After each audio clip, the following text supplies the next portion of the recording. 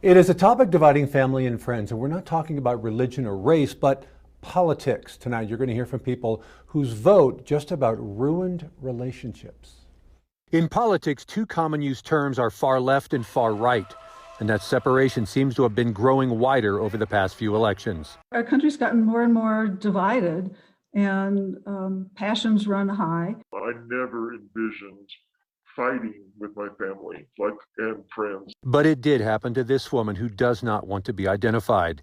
The arguments and fighting before and after going to the ballot box, and she's not alone. You really get afraid to even talk about it sometimes because you don't know the reactions. We can't forget this anger at the U.S. Capitol 2 months after the presidential election, rioting in Washington, D.C. People still upset with the outcome and fighting to try and overturn it. And seeing all the hatred on both sides. That is something William experienced when people he loved and cared about didn't fill out the ballot the way he did. Partisan politics, not from politicians, but from people he cared about.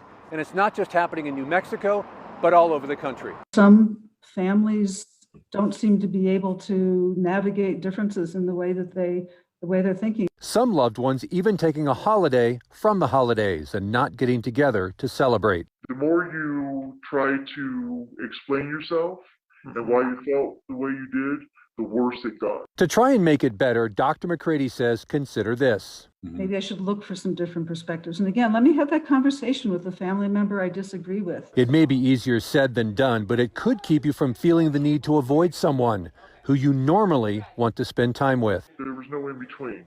They were right, you were wrong. There was no filter on anyone.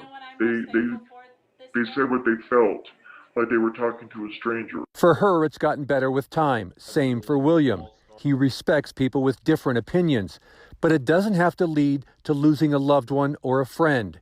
He knows politics can be polarizing, but he believes it's really not the voter, but who we vote for. They want to blame the right, and the right wants to blame the left, but the blame should go to the politician.